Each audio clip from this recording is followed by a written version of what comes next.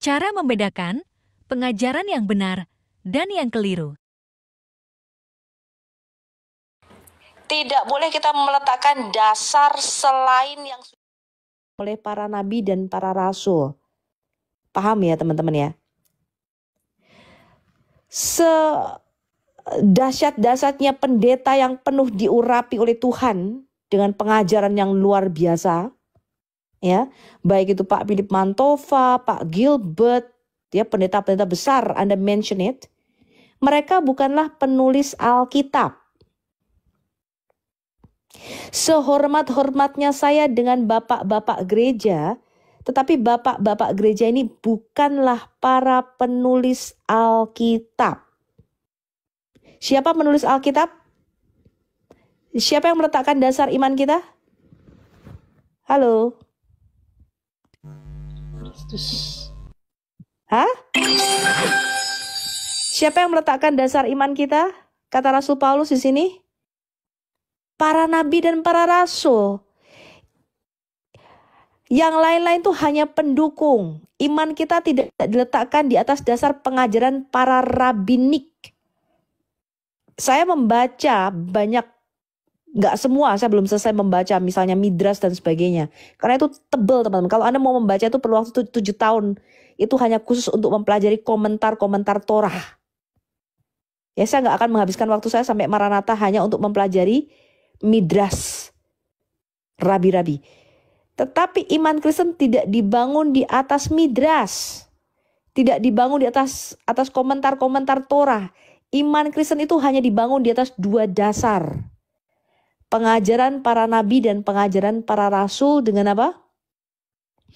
Dengan Yesus Kristus sebagai senter atau batu penjurunya. Ini yang harus kita pahami lebih dulu. Tidak boleh kita meletakkan dasar lainnya. Tidak boleh kita meletakkan dasar lain selain apa yang telah diletakkan oleh para nabi dan para rasul. Yang lain-lain itu, ya, sejarah, arkeologi, komentar bapak-bapak gereja itu hanya mendukung apa yang dikatakan pengajaran yang telah dasar yang telah diletakkan para nabi dan para rasul. Paham ya? Jadi penulis Alkitab itu bukan romo-romo, bukan pendeta, bukan para biarawan. They don't write our Bible. Dasar iman kita itu Kejadian sampai Wahyu, teman-teman. Paham ya? Rasul Paulus mengatakan iman itu diletakkan di atas 2 dasar. Kesaksian para nabi dan kesaksian para rasul. Dan saya mau sedikit memberikan jawaban tadi kepada Bapak yang mengatakan, bagaimana kalau kita salah atau meleset? Para rasul telah menetapkan standar iman kita. Bahwa kita harus mengenal siapa anak Allah itu dengan benar.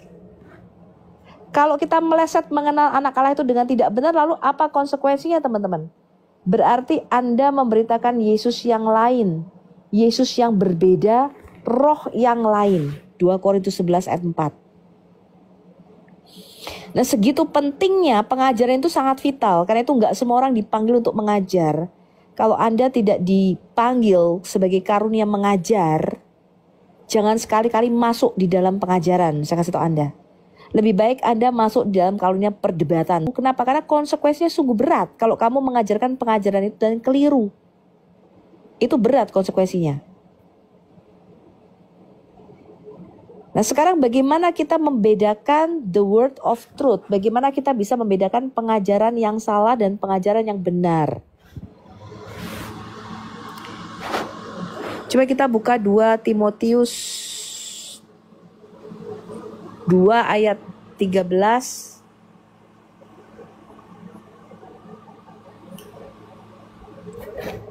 Timotius. Bagaimana kita bisa membedakan pengajaran yang benar? Kita lihat apa kata para rasul.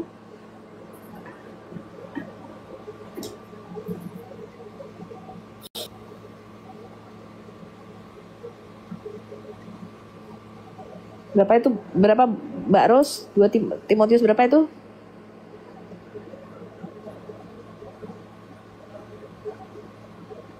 Timotius 2 ayat 13. Oh, bukan. 2 Timotius 2 ayat 15. Bahasa Inggrisnya kalau bisa. Tapi bahasa Indonesianya kita baca dulu ya. 2 Timotius 2 ayat 15. Ini ayat 14-nya kita coba pahami. Ini perikopnya nasihat dalam menghadapi pengajar yang sesat. 2 Timotius 2 buka dari ayat 14-nya coba. Perikopnya adalah nasihat dalam menghadapi pengajar yang sesat. Oke. Sebentar.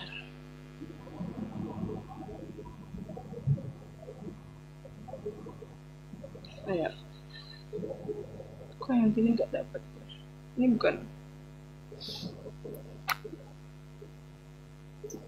2 Timotius 2 ayat 14 sampai dengan 19. Oke, ini 15 sampai 15. Oh, sampai 19 ya. Oke. Ingatkanlah dan pesankanlah semuanya itu dengan sungguh-sungguh kepada mereka di hadapan Allah, agar jangan mereka bersilat kata karena hal itu sama sekali tidak berguna, malah mengacaukan orang yang mendengarnya. Usahakanlah supaya engkau layak di hadapan Allah sebagai seorang pekerja yang tidak usah malu, yang berterus terang memberitakan perkataan kebenaran itu. Oke. Saya baca selanjutnya. Ayat bawahnya.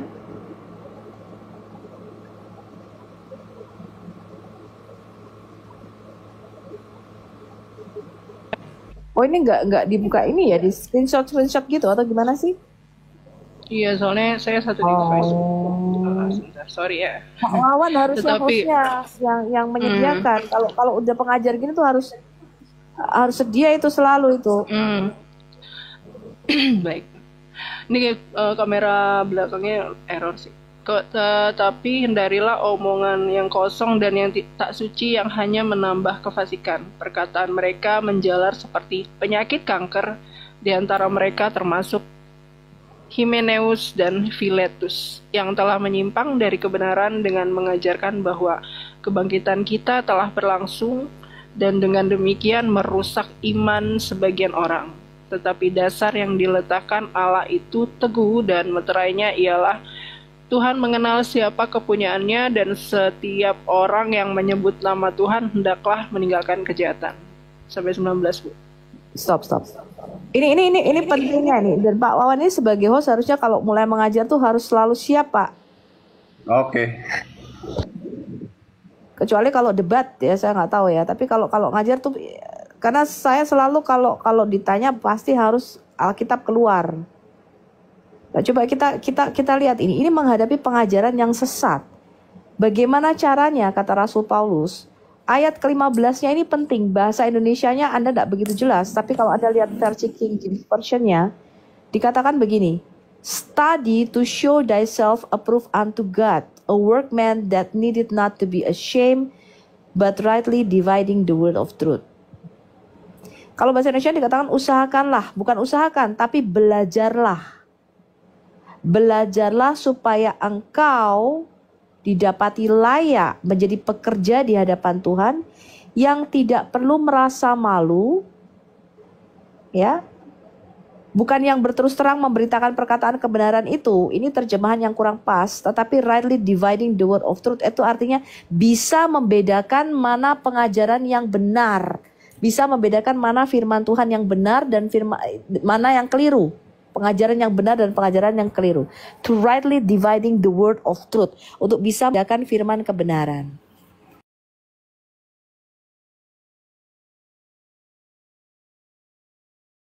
Jadi bagaimana caranya dengan berbagai macam kesimpang siuran ini, yang satu ngomong begini, satu ngomong begitu, satu ngomong begitu. Caranya bagaimana, Pak?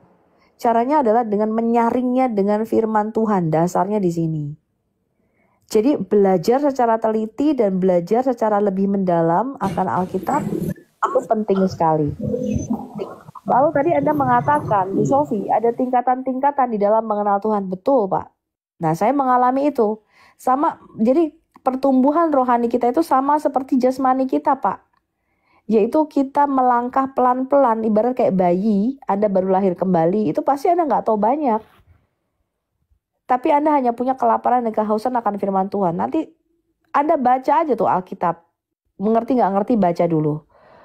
Nanti pelan-pelan kalau kita baca beberapa kali, Tuhan akan menyingkapkan ya beberapa hal. Ada yang berupa rema, misalnya sesuatu yang secara khusus instan itu buat kehidupan masing-masing kita ya. Kadang-kadang Roh Kudus tegur atau mengajar secara pribadi. Tapi ada yang berupa karunia pengajaran. Ya, karunia pengajaran ini berbeda. Sebagai contoh, kalau saya mengajar itu di otak saya tuh tiba-tiba bisa muncul ayat-ayat. Itu sama seperti karunianya Samsyamun.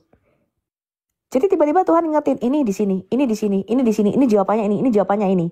Saya cek, betul ayatnya ini, ayatnya ini, ayatnya ini. Itu nyambung gitu di otak saya. Saya nggak bisa cerita ke Anda bagaimana hal itu terjadi. Saya sendiri nggak ngerti. Tetapi kalau saya misalnya bertanya sama Tuhan atau misalnya memikirkan sesuatu jawaban, Tuhan ini jawabannya apa ya? Nah, Tuhan akan bukakan itu. Nah, itu namanya karunia khusus, karunia mengajar secara khusus. Karena itu hiduplah di dalam panggilan dan karunia yang Tuhan berikan kepada kita masing-masing. Ya, itu enggak semua bisa seperti itu, teman-teman. Ya.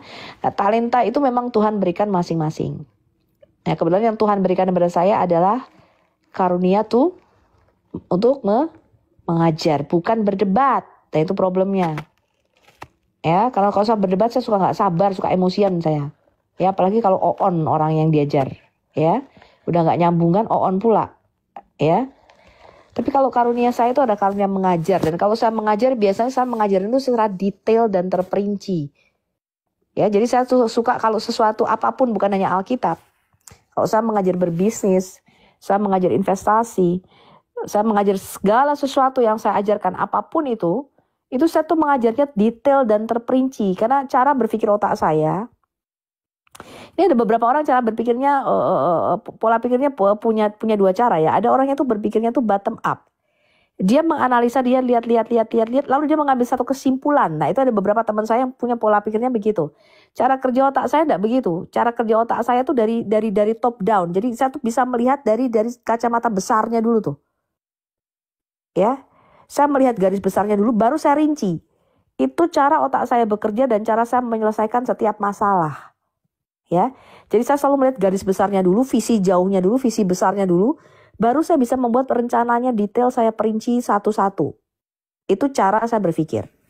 Nah, setiap orang beda-beda, ya, karunianya tidak sama. Nah, tapi itulah yang Tuhan berikan pada saya. Ya, jadi saya tidak menghafal Alkitab itu dari Kejadian sampai Wahyu. Tapi saya karena saya membaca, ayat itu tiba-tiba muncul di kepala saya. Ya, ketika saya ini tiba-tiba ngeling itu. Ya. Saya ingat ayat ini. Ini ngelingnya ke sini, ini ngelingnya ke sini, ini ngelingnya ke sini, ini ngelingnya ke sini. Nah, seperti itu. Tapi karunia saya bukan karunia berkhotbah, itu problemnya. Ya, jadi ada hamba-hamba Tuhan yang diberikan karunia berkhotbah. Kalau suruh khotbah tuh lancar banget keluar. Dan dia bisa melihat sesuatu secara mendalam. Itu karunia mengkhotbah. Dia bisa memberikan tafsiran ayat-ayat Alkitab dengan lebih terperinci dan dengan lebih mendalam. Saya tidak begitu. Karunia saya bukan khotbah. Ya, karunia saya itu mengajar. Jadi saya melihat garis besarnya, saya bisa ngelingin itu. Itu ayat tuh tiba-tiba muncul di kepala saya. Ini ke sini, ini ke sini, ini ke sini, ini ke sini. Itu ingat semua itu saya tuh. Walaupun saya nggak hafal loh. Gitu. Ya, jadi hidup di dalam karunia masing-masing yang mungkin berbeda-beda setiap kita. Nah, jadi kalau Anda tanya fatal nggak? Apa yang fatal dari doktrin bidat-bidat ini? Anda perlu pahami bahwa pada abad-abad pertama, pada zaman para rasul masih hidup pada waktu itu sudah muncul dua aliran besar. Yang pertama, mereka itu bertanya tentang siapa Yesus. Kalau Bapa, Roh Kudus nggak usah kita jabarin, itu udah pasti Allah. Ya, no question, no doubt about it. Ya, tidak kita ragukan lagi. Ya, mau dibilang satu hakikat, tiga realita konkret, tiga pribadi, tetap aja 3 in 1. Ya, orang oneness itu bukan tidak orang 3 in 1, teman-teman. Mereka itu mengatakan satu pribadi dengan 3 mode. Satu pribadi dengan 3 wajah, sama aja 3 in 1, teman-teman. Gitu loh. Ya. Nah, Tetapi apa yang membedakan pada zaman para rasul masih hidup pada waktu itu, ada dua aliran besar yang muncul di dalam karena itu kesana menjadi pembicaraan yang besar pada waktu itu ya, tentang kebangkitan dan kematian dan kebangkitan Yesus pada waktu itu. Lalu mereka bertanya, Yesus ini sebenarnya siapa? Lah itu pertanyaannya itu di situ teman-teman. Ya, pertanyaan itu siapakah sebenarnya anak Allah ini? Maka Rasul Paulus mengatakan, aku berdoa supaya kamu mengenal dengan benar.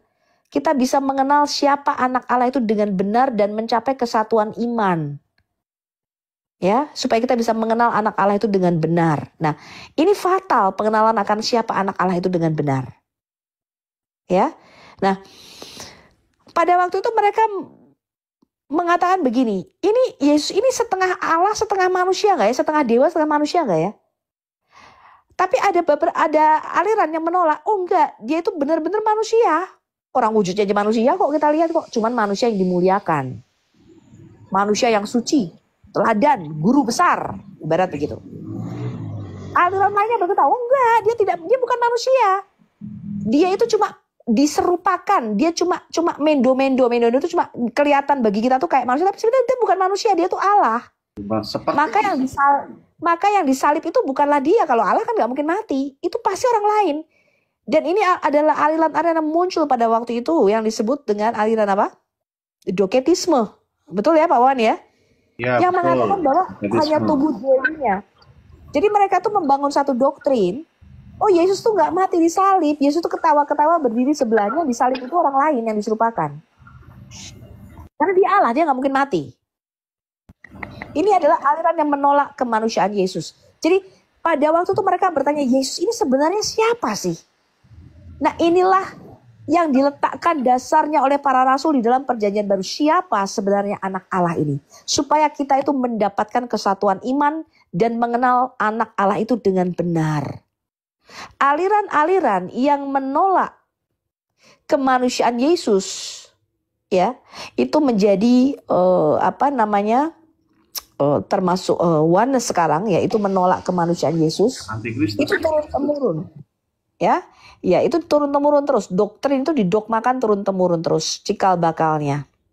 Kemudian aliran lain yang menolak keilahian Yesus itu menjadi Arianisme, Saksi Yehova, dan termasuk Islam. Itu bidat-bidat Kristen, teman-teman. Bidat Arian.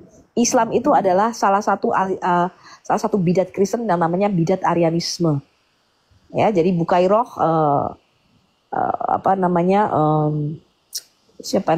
Warakabi Noval, ya, itu adalah aliran bidat Kristen, bidat Arian. Ya, dia adalah seorang pendeta Arian. Ya, nah ini Anda harus paham ini orang STT biasanya ngerti hal ini ya. Kalau di luar STT agak nggak tahu kalau cuma awam. Ya, itu saya kasih tahu kepada ya. Nah, dua aliran ini itulah yang ditentang oleh para rasul.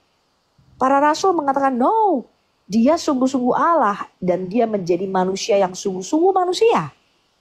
Nah, bagaimana hal itu terjadi? Rasul Paulus mengatakan itulah misteri iman kita. Misteri iman kita nggak bisa dijelaskan secara kata-kata yang gamblang, ya, karena Allah sendiri memang tidak bisa kita definisikan secara Allah itu bukan suatu rumus matematika yang bisa kita bedah seperti kodok di bawah mikroskop, ya. Tetapi itulah pernyataan yang dinyatakan Allah kepada kita bahwa Dia Allah yang turun menjadi manusia. Bagaimana hal itu terjadi? Misteri, itu misteri iman kita dikatakan demikian. Nah, dua aliran besar ini ditentang oleh para rasul. Aliran yang menolak Yesus menjadi manusia, Rasul Yohanes telah mengatakannya. Barang siapa yang menyatakan Yesus tidak percaya dia datang sebagai manusia, dialah antikristus. Dia antikristus. Fatal ini menolak kemanusiaan Yesus. Menolak kemanusiaan Yesus itu sama fatalnya dengan menolak keilahiannya.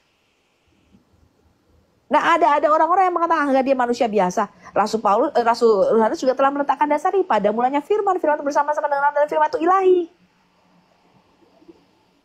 Nah, di atas dua dasar inilah, di atas para rasul dan para nabi, itu haruslah kita meletakkan bangunan pondasi iman kita.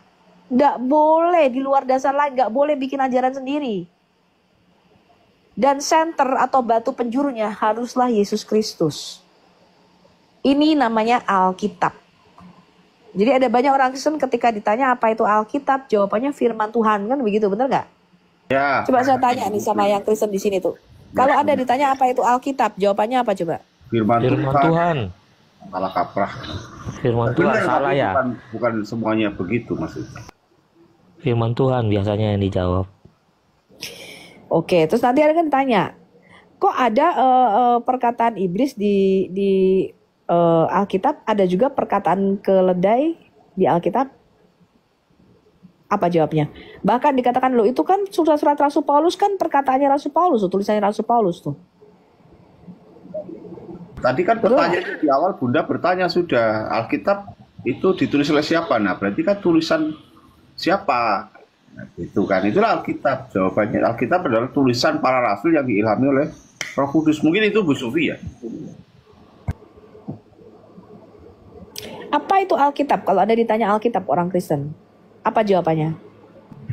Kalau saya coba menjawab ya, Bu Sofi, mohon koreksinya kalau salah. Menurut saya Alkitab itu adalah perkataan Allah yang ditulis oleh para rasul yang dituntun oleh Roh Kudus, sehingga itu adalah kebenaran. Begitu Bu Sofi. Para rasul dan nabi. Aku kalau dulu sekolah minggu diajarinnya, apakah itu Alkitab?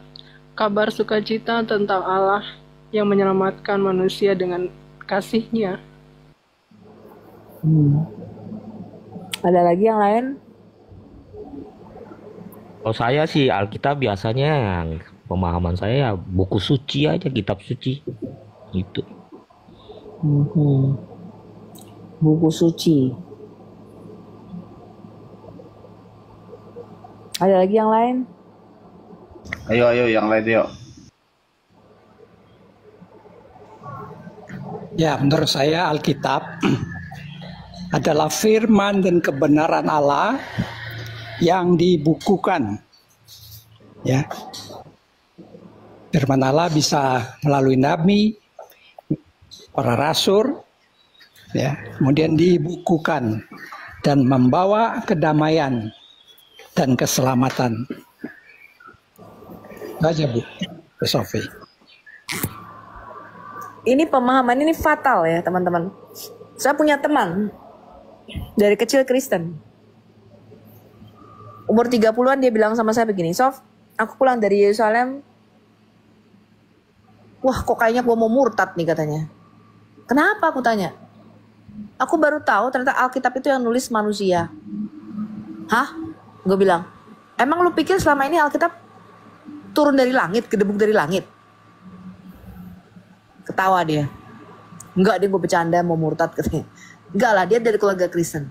Tapi ini membuktikan bahwa there is something in the church that is failed.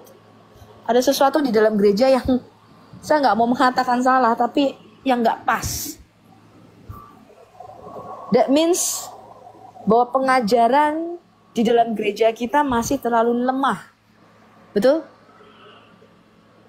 Karena itu khotbah setiap minggu itu nggak cukup. Saya kasih tahu Anda kenapa setiap minggu dan saat teduh itu nggak cukup. Khotbah setiap minggu. Pertama, waktu pendeta memberikan, menguraikan itu sangat terbatas. Itu paling lama mungkin Protestan kali ya, 45 menit itu udah maksimal, betul?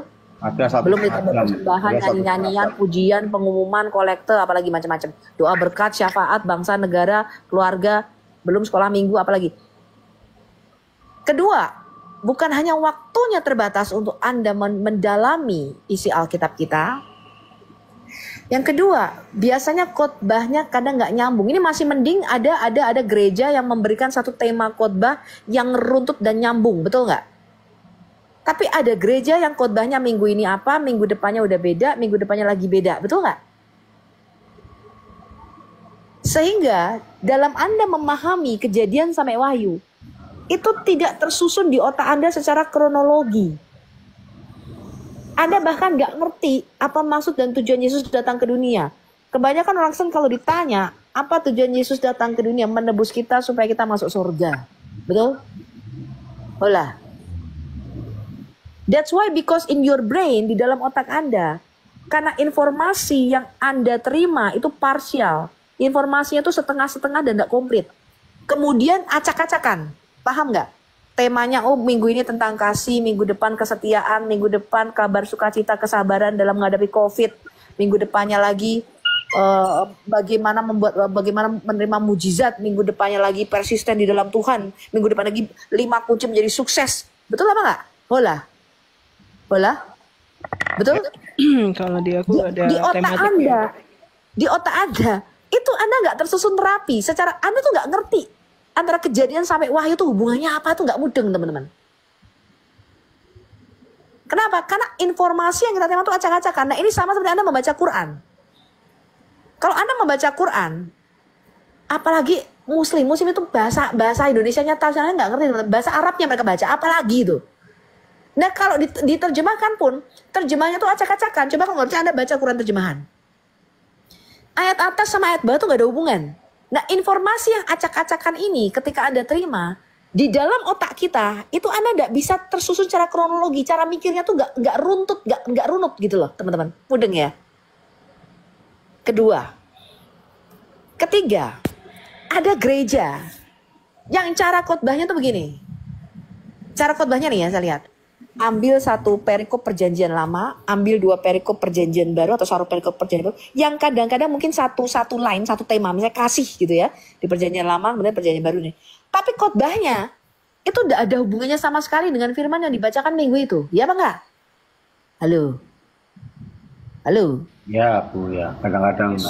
Yes, Bu Sylvia. Tapi kalau di kita tuh ada runtutan sabda bina umat gitu, terus ya sih, tapi masih benar, masih nggak berkesinambungan gitu. Kecuali kalau ada periode ibadah penyegaran iman itu bisa berkesinambungan per minggu gitu. Saya kasih Anda contoh. Anda buka buku Saat Teduh, Anda beli buku apapun, terbitan Katolik, terbitan Kristen, Saat Teduh. Ada kan itu kan, ada yang mingguan, apa yang ada yang 1 tahun Saat Teduh, ada yang berapa itu. Pokoknya kalau Anda beli aja Saat Teduh, renungan harian itu loh. Anda beli renungan harian. Anda buka, hari ini temanya sukacita. Besok temanya mengampuni. Besok temanya lagi, betul nggak? Halo, hola. Iya. Nggak nyambung. Tiap hari tuh nggak nyambung. Makanan rohani kamu itu acak-acakan. Lo kalau nggak percaya coba kamu beli deh. Terbitan manapun. Kalau saya nggak tahu ya, di Amerika kita nggak ada kayak begituan. Tapi kalau di Indonesia Anda beli Saat Teduh, ada toh Saat Teduh renungan pagi itu loh. Setiap pagi ada renungan. Anda beli terbitan manapun, itu temanya tiap hari kagak nyambung teman-teman. Percaya apa nggak sama saya? Nggak nyambung. Hari ini tentang sukacita. Hati yang gembira adalah obat yang manjur. Besok tentang mengampuni. Besok tentang mengasihi musuh. Besoknya tadi tentang kesetiaan. Ya apa enggak?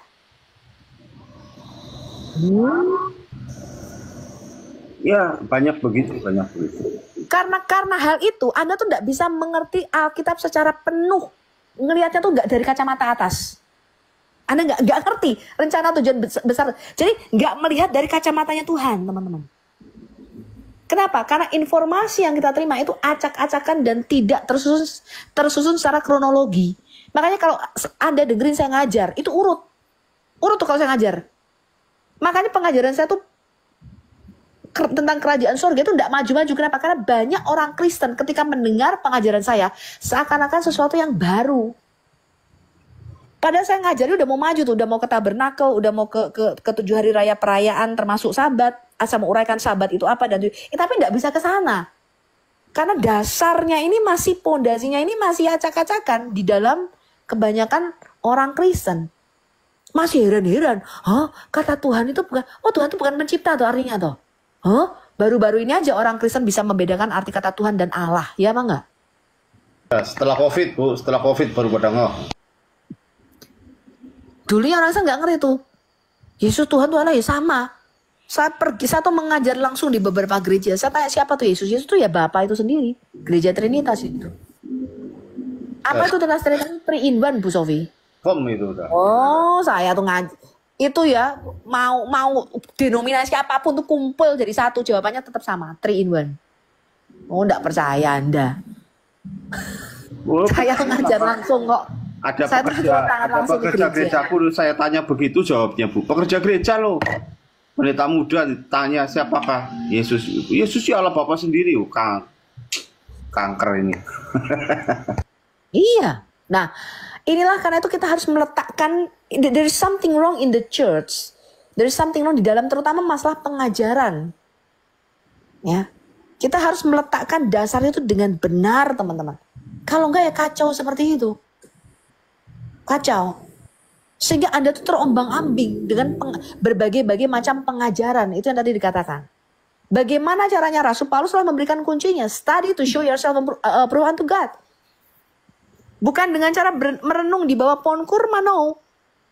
Tapi dengan cara to study deep, dive into the Bible. Saya kasih Anda gambaran apa itu Alkitab. Alkitab kita terutama. Alkitab itu adalah perpustakaan kecil. Mini library namanya. Alkitab itu terdiri dari banyak buku. Jadi kalau Anda lihat perpustakaan itu bukan satu buku. Ada banyak kitab, ada banyak buku. Itulah Alkitab kita. Alkitab adalah perpustakaan kecil yang terdiri dari banyak buku.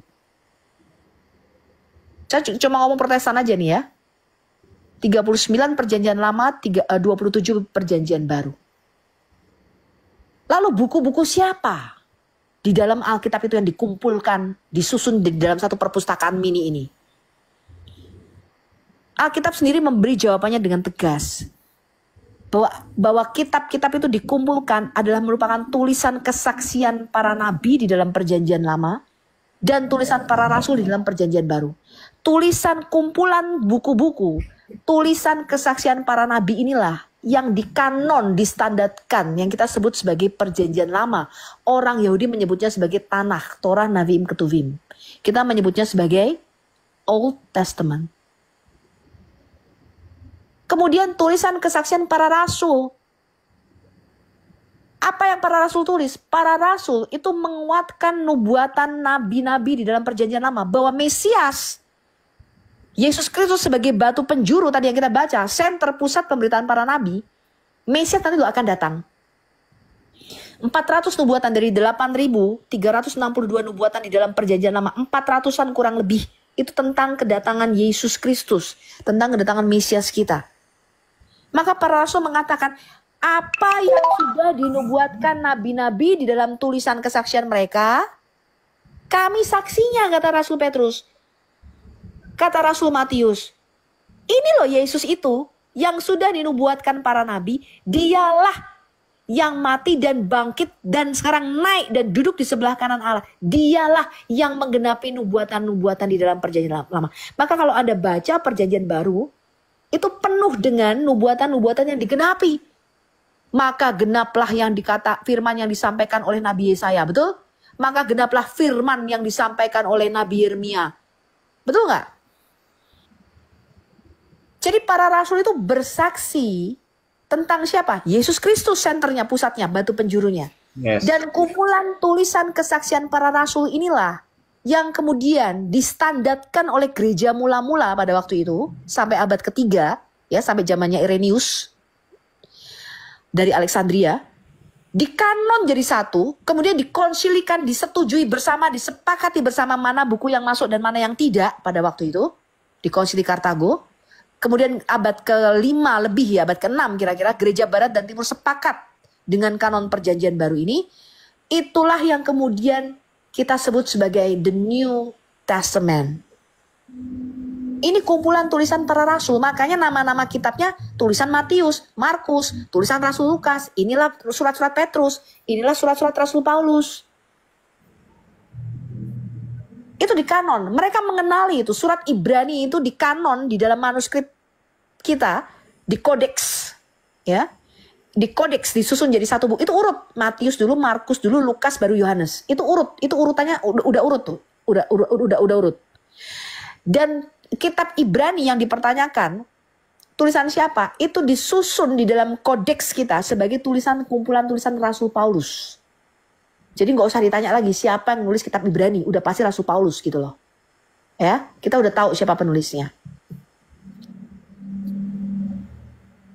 Jadi Alkitab itu merupakan kumpulan tulisan kesaksian para nabi yang bernubuat tentang kedatangan Mesias, dan kumpulan tulisan kesaksian para rasul yang menguatkan dan merupakan saksi mata bahwa Mesias itu sudah datang.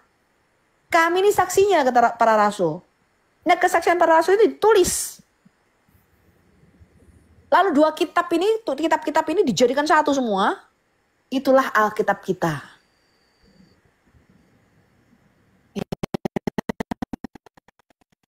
Ini gedebuk dari langit, no. Of course, para nabi dan para rasul menulis dengan inspirasi Theopneustos, hembusan Roh Kudus, betul? Semua tulisan itu diilhamkan oleh Roh Kudus, betul? Diilhamkan oleh Allah sendiri. Pasti. Betul. Ya. Tapi kita mesti tahu sebenarnya Alkitab ini apa sih? Nah, ada buku-buku banyak di luar kanon Alkitab kita, ya, yang tidak masuk sebagai standar Alkitab kita. Tapi itu ada beredar. Ya, ada beredar, tertulis di dalam Alkitab kita, buku-bukunya itu. Cuman tidak dilestarikan.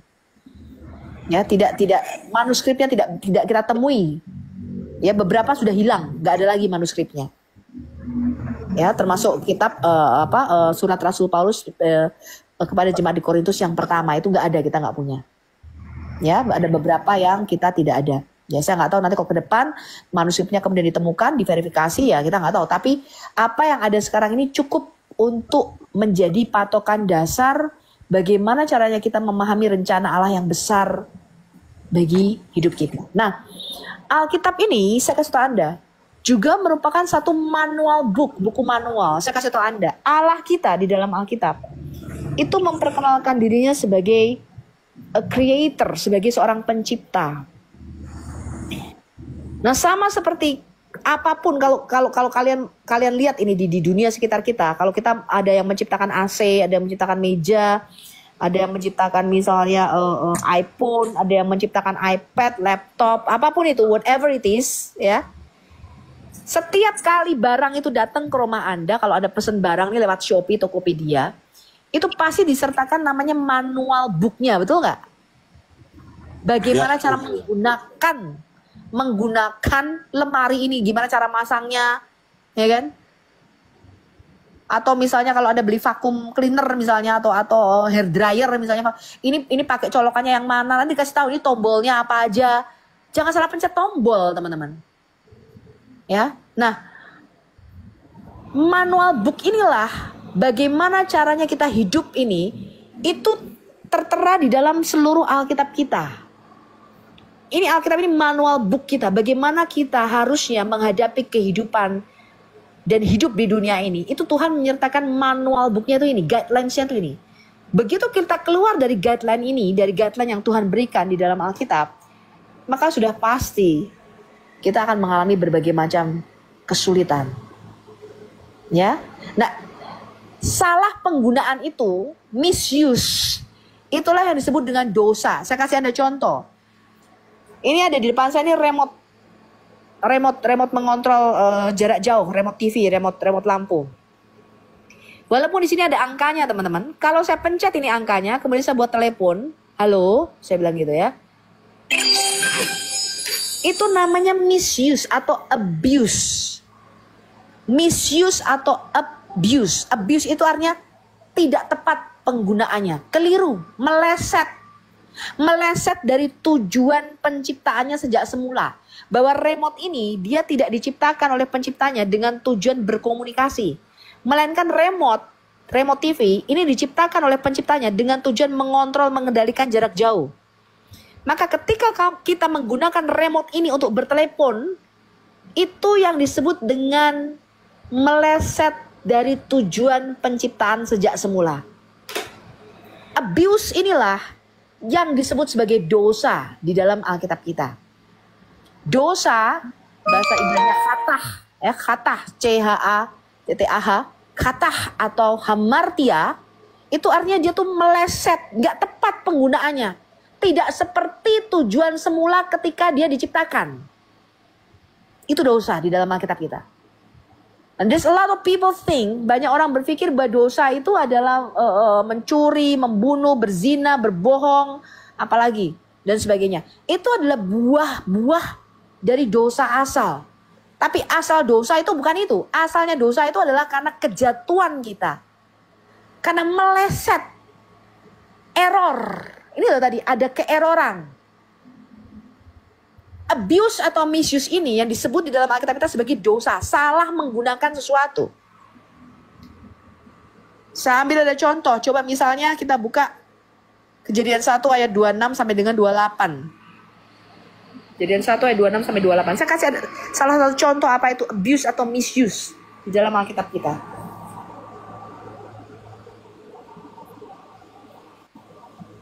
Aduh, aku dari ngantuk sampai aku duduk lagi nih. Ya.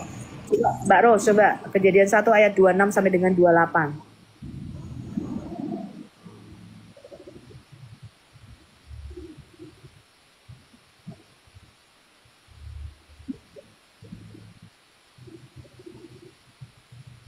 Gedein dong. Dikatakan situ.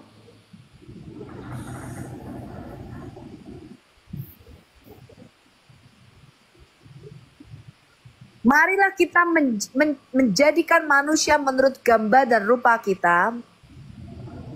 Stikernya. Biarlah mereka berkuasa atas ikan-ikan di laut, atas burung-burung di udara, atas binatang ternak, atas seluruh bumi, atas semua binatang melata, dan atas seluruh bumi, betul? Ya, betul tuh. Lalu perhatikan, ini Kejadian 1 ayat 26 ini penting. Ini kalau dikhotbahkan setiap tahun, itu seminggu khotbahnya cuma ini tok nih. Saya kalau disuruh ngajar Kejadian 1 ayat 26, ini selama setahun enggak berhenti-berhenti cuma ngajarnya ini tok nih. Kejadian 1 ayat 26 terus tiap minggu. Sampai ada mudeng, sampai ada dong. Kejadian 1 ayat 26, saya menyebutnya sebagai the original plan of God. Kejadian 1 ayat 26 adalah rencana besar Allah sejak semula ketika menciptakan manusia. Ini saya menyebutnya sebagai the original plan of God. Rencana Allah yang mula-mula. Ada banyak yang lain menyebutnya, saya nggak tahu, Miles Monroe menyebutnya sebagai God's big idea. Ide besarnya Tuhan ketika dia menciptakan manusia. Kalau saya nggak menyebut demikian. Saya menyebut Kejadian 1 ayat 26, 27, dan 28. Ini sebagai God's original plan. Tujuan Allah menciptakan Anda dan saya. Nah, Anda perlu pahami kata Adam di situ. Di Kejadian 1 ayat 26. Ketika dikatakan, marilah kita menjadikan Adam. Adam itu bentuknya jamak, teman-teman. Adam itu bukan nama seseorang di dalam Alkitab kita. Adam itu adalah nama jenis makhluk, seperti title Allah. Allah itu generic name, title itu umum, gelarnya umum, seperti kata ibu. Ya. Kata Allah, kata ibu, kata Adam itu sama, umum dia. Kalau Alkitab kita menyebut kata Adam, itu artinya manusia gitu, kemanusiaan. Itu umum. Adam itu sifatnya jamak, segala sesuatu yang berakhiran mem di dalam bahasa Ibrani kita, itu bentuknya jamak, plural dia. Ketika Tuhan berkata, aku mau menciptakan Adam, manusia, itu artinya dia mau menjadikan satu jenis spesies makhluk baru yang dia beri nama Adam. Paham? Bukan dalam benakmu tuh jangan pikirnya gini loh. Kamu menciptakan satu misalnya gini, Tuhan tuh menciptakan satu jenis kayak misalnya Pak Wawan, suaminya siapa nih? Wawan ini namanya Adam gitu. Bukan. Kejadian 1 ayat 26 tuh Allah, ide besarnya Allah nih. God's big plan, ya, planning, rencana besar Allah. Itu adalah dia menciptakan satu jenis spesies baru di dalam dimensi materi kita yang diberinya kuasa. Paham? Sama seperti kerajaan surga. Dan jenis spesies makhluk baru ini, di dalam Alkitab kita, Allah memberi nama Adam. Kenapa diberi nama Adam? Karena Tuhan membuatnya dari adamah. Dari debu tanah, dari materi fisik. Malaikat tidak terbuat dari debu tanah. Malaikat itu diciptakan secara langsung. Bagaimana malaikat diciptakan nggak diceritakan dalam Alkitab kita. Apakah dia berfirman, jadilah Gabriel, maka Gabriel pun jadi. Jadilah Mikael, maka Mikael pun jadi. Nggak diceritain sama Alkitab kita. Nggak ngerti gue. Kalau ditanya, bagaimana Bu malaikat diciptakan, bagaimana kerubim yang mukanya 4 itu diciptakan, bagaimana serafim yang sayapnya, nggak ngerti. Jangan ditanya, orang nggak ada kok di dalam Alkitab saya. Ya, bagaimana kerajaan sorga dan semua penghuni sorga, yaitu makhluk-makhluk roh ini diciptakan, itu tidak ada di dalam Alkitab kita.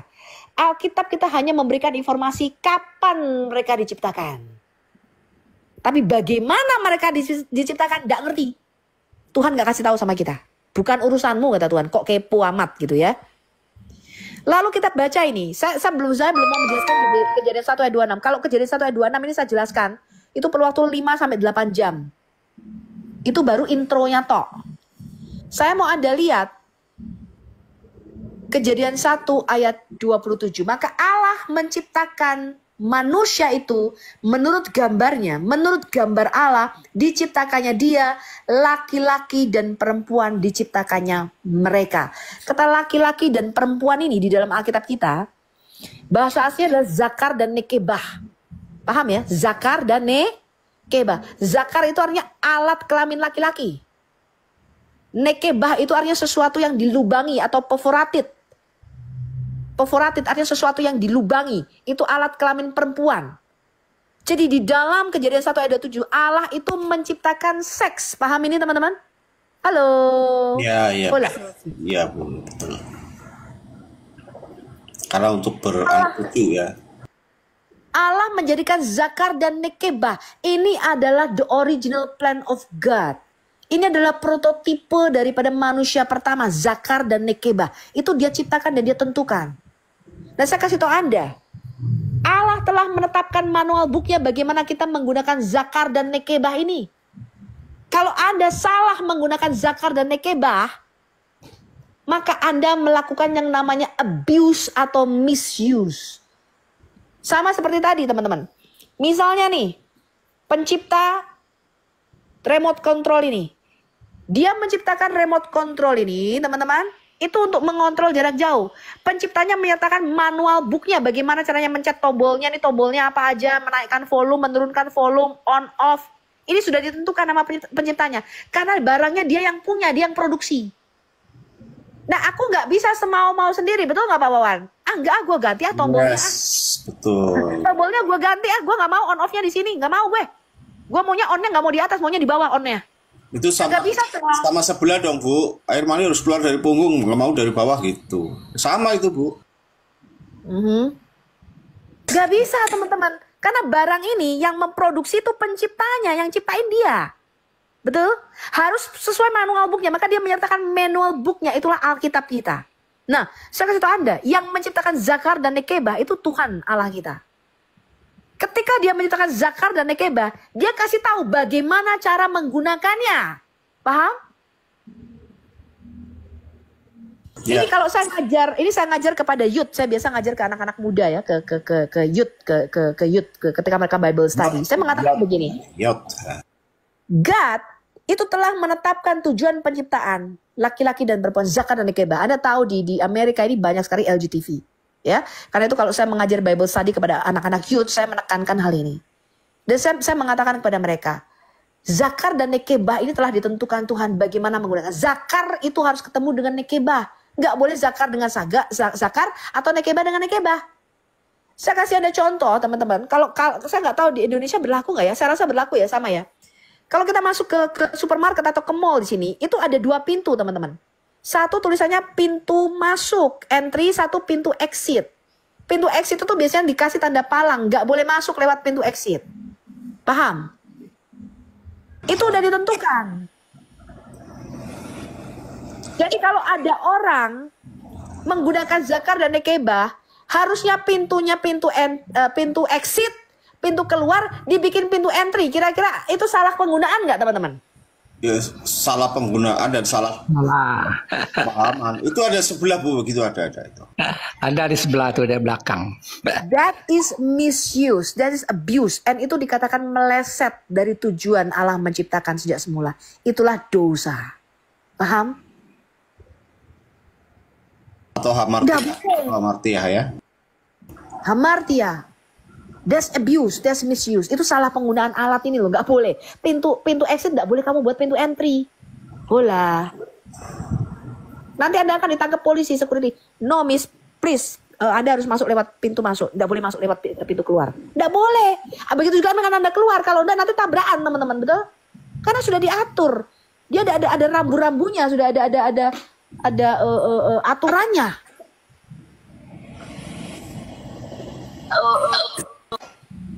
Nah, misuse atau abuse ini di dalam Alkitab kita ini yang disebut dosa hamartia. Nah, karena itu manusia itu ketika dia meleset dari tujuan penciptaan Allah sejak semula, Allah itu datang. Untuk apa? Untuk menebus kita, untuk mengembalikan kita kepada rencana besarnya sejak semula. Karena itu rencana besar Allah ketika menciptakan Adam dan Hawa, ketika menciptakan Anda dan saya, itu kita mesti paham, teman-teman. Betul nggak? Ada banyak orang nggak paham. Apa tujuan Allah menciptakan manusia, apalagi Muslim? Tidaklah aku menjadikan manusia dan jin kecuali untuk menyembahku, betul? Yes. Nah, coba kalau Anda tidak percaya, tanya sama Muslim. Apa tujuan Allah menciptakan kamu? Tidaklah aku menjadikan manusia dan jin kecuali untuk menyembahku. Oh, kalau jawabannya lain daripada itu, salah ucap dari patung Liberty.